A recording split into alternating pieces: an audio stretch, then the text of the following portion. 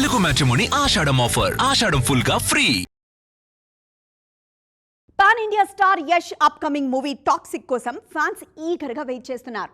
KGF లాంటి industry hit తర్వాత వస్తున్న సినిమా కావడంతో అసలు ఈ మూవీ స్టోరీ లైన్ ఏంటన్న క్యూరియాసిటీ అందరిలోనూ ఉంది. ఆ క్యూరియాసిటీని మరింత పెంచే హింట్ ఇచ్చారు యష్. ఇంతకీ ఆయన ఇచ్చిన అప్డేట్స్ ఏంటి, ఈ స్టోరీలో చూద్దాం.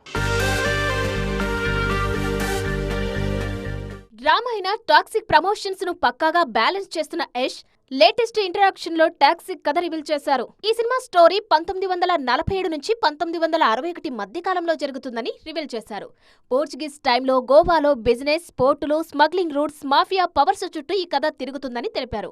వలసవాద పాలన అంతమవుతున్న సమయంలో ఓ కామన్ మ్యాన్ రక్తపాతం భయంతో తనకంటూ ఓ సొంత సామ్రాజ్యాన్ని ఎలా నిర్మించుకున్నాడనేది ఈ కీ పాయింట్ అన్నారు.